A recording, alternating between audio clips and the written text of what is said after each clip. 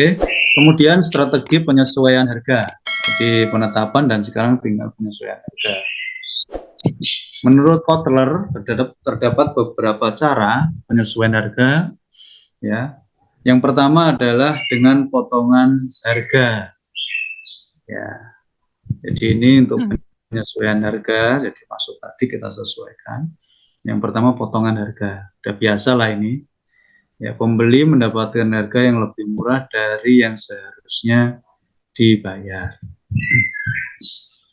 Jelas ya, potongan 20% atau diskon lah bahasanya.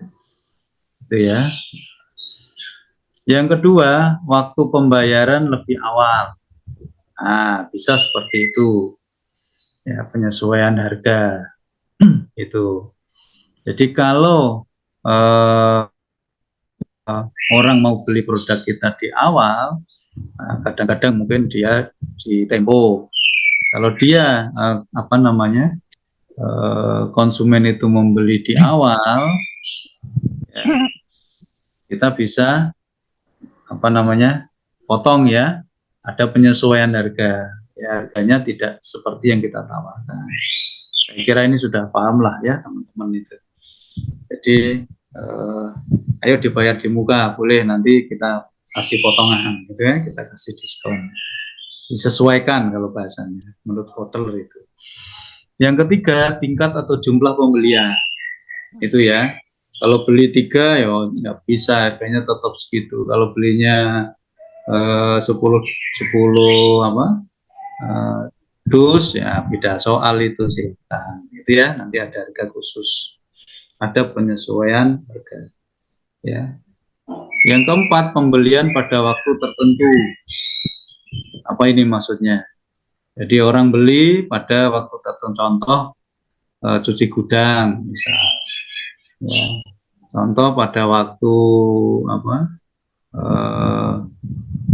ada diskon besar-besaran atau mau expired dan seterusnya. Itu itu bisa kita sesuaikan harganya. Jadi harganya ada harga khusus itu ya. Ada penyesuaian harga. Ya, jadi ada 4 itu. Yang kelima, penyesuaian harga segmentasi. Ya, jadi maksudnya ya perusahaan menjualnya dengan 2 harga atau lebih. Ya, di mana perbedaan harga tidak menjadi dasar perbedaan biaya. Jadi kita lihat segmennya, gitu ya. Jadi 2 harga boleh, harganya beda-beda. Coba lihat aja di online itu, harganya kan beda-beda ya. Ada yang misal harga 100.000, ada yang 95, ada yang 90 gitu ya. Iya Pak, benar Pak. Dia punya segmen masing-masing sebenarnya. Dia sudah punya pasar sendiri. Oh, ini setiap toko beda harga Pak. Ya itu salah satu strategi sebenarnya. Ya. Tuh, ya. Tapi jadi, itu gimana Pak kualitasnya Pak? Apakah sama atau beda Pak? Ya, kalau kayak beli vitamin kan gitu, di toko A harga segini, di toko B segini, tapi merek sama Pak. Itu gimana ya, Pak? Ya. Kalau mereknya sama ya harusnya harganya sama. Kalau semuanya sama. Tapi beda Pak. Ada yang lebih mahal biasanya. Ya, biasanya ya sama itunya apa? Harganya aja itu Mas. Harganya aja. Permainan sales itu Mas. Betul. Nanti kan ada diskon itu ya Mas ya. Ada potongan lah, itu ada yang ngasih potongan besar, ada yang enggak. Atau mungkin itu akunnya juga bisa jadi gitu, ada yang gratis ongkir gitu biasanya. Kalau yang mahal tuh biasanya gratis ongkir Pak. Ya, itu kalau yang murah biasanya ya, kalau di total seongkirnya sama aja sih Pak gitu. Jadi permainan marketing kayak. Betul. Makanya tadi penetapan harga segmentasi tadi ya. Oke, yang keenam, penetapan harga psikologis. Boleh, yang menunjukkan cita produk. Jadi kalau harganya murah, wah tadi kan sudah terucap tadi, harganya murah ini asli apa enggak? Itu ya. Nah, itu harga psikologis. Bingung, Pak. Itu harga psikologis. Udah kalau harganya mahal nih pasti produknya bagus kan, begitu kan? Nah, Iya betul. Iya, Pak. nah, itu sudah strategi penyesuaian harga, itu salah satunya. Ya, harga psikologis. Wah, jadi kalau kita buat paling murah, waduh ini orang melihat produk kita jelek ini. Nah, itu harus diperhitungkan juga strategi. Yang ketujuh, penetapan harga promosi. Ya, ini untuk meningkatkan minat konsumen terhadap produk. Ya, jadi kita tetapkan sekalian ya harga promosinya ini di angka berapa. Tapi itu tadi catatannya, ya kita harus perhatikan biayanya, itu ya. Jangan sampai nggak ada profit gitu ya. Kan pasti kan kalau nggak ada profit ya nggak akan muter nanti. Perputaran operasional perusahaan nggak akan berjalan dengan baik. Tapi kita promo, kita ambil laba yang nggak besar, ya kita berikan promo-promo untuk meningkatkan minat konsumen. Yang kedelapan, penetapan harga geografis. Biasa ya ini ya, antara harga Jawa misalnya dengan harga di Kalimantan berbeda nggak? Beda, Pak. Ini kaitan Beda, dengan Pak. geografis. Ya, Beda, Pak. itu betul, karena di Tapi sana ada sekarang mau disamain katanya, Pak. Mau disamain. ya yang bisa disamain, Cuman BBM-nya aja yang sama mungkin. ya kan begitu. Nah, kalau semen ke Irian naik pesawat, mau disamain gimana terusan? Iya, Pak. Transportasinya, Pak. Ya semennya naik pesawat. Ya kalau di sini tinggal naik apa? Truk Emang saja. ada, Pak, angkutan udara untuk ngangkut semen, Pak? Loh, Ya, ya pesawat ada. itu, Mas. Gimana? Pesawat apa mereknya? Adam Air, Pak? Ada tetap. Kayak yang di pegunungan-pegunungan itu pakai apa? Pakai pesawat.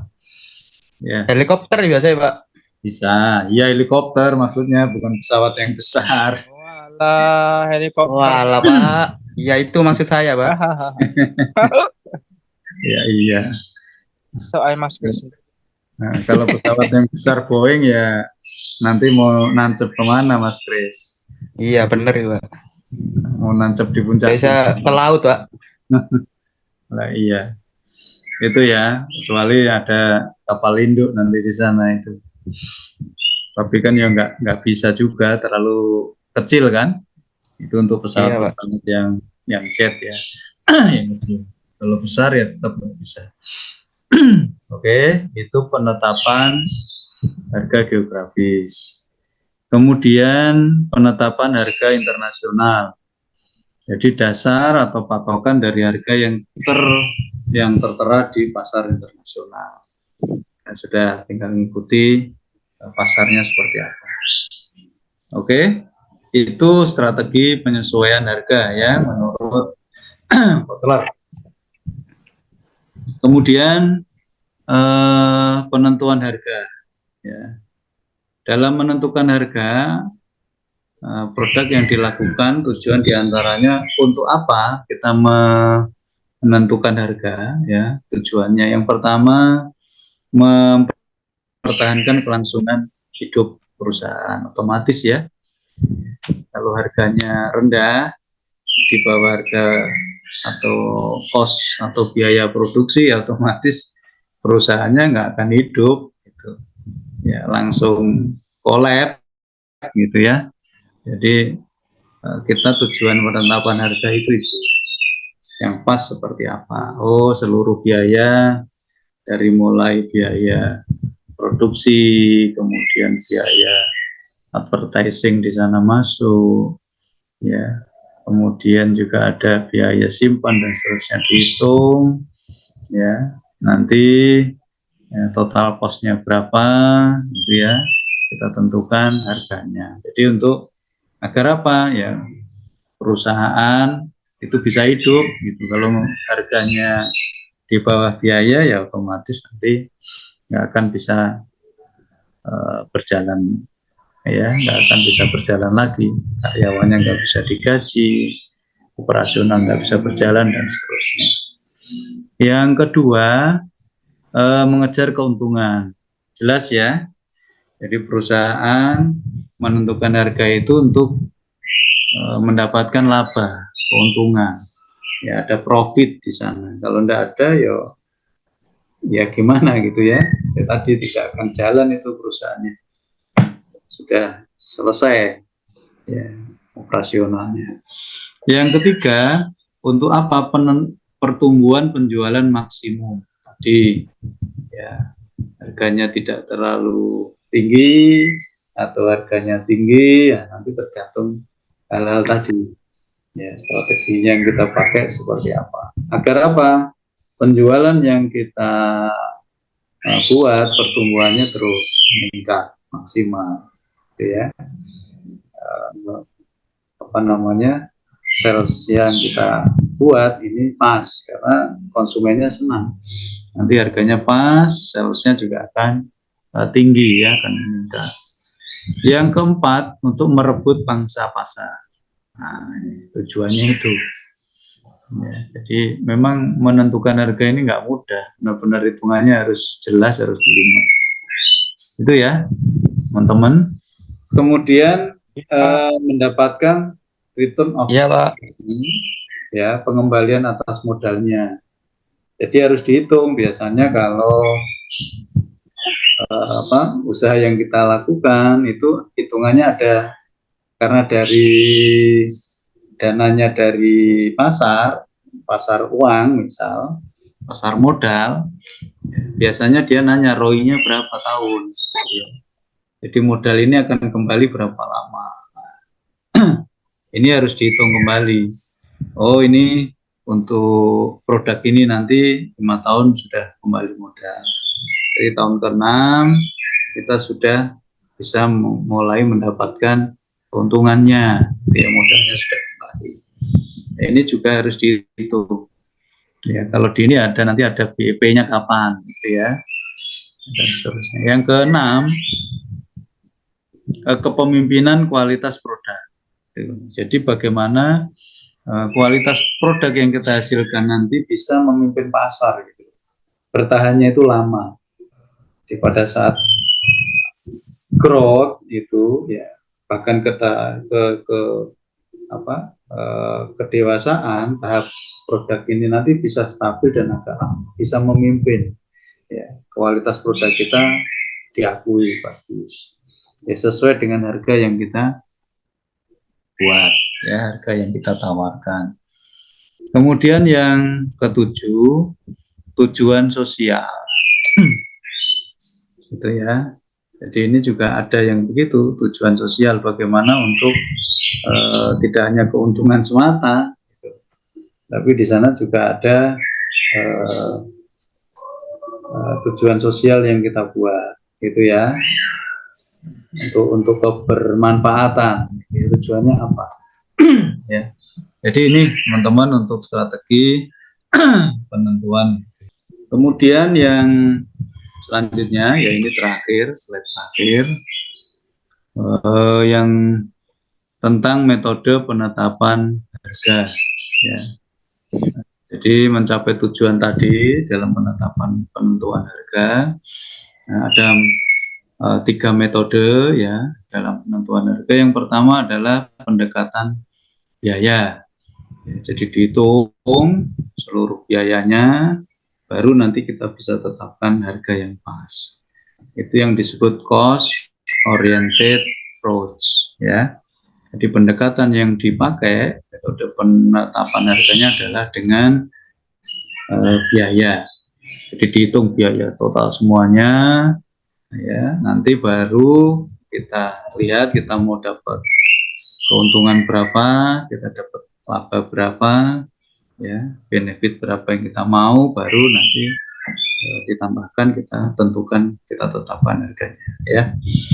Yang kedua, pendekatan penawaran dan permintaan ya, supply demand approach gitu. Jadi kalau pas penawaran permintaannya tinggi gitu ya, ya sudah, kita bisa tata itu harga.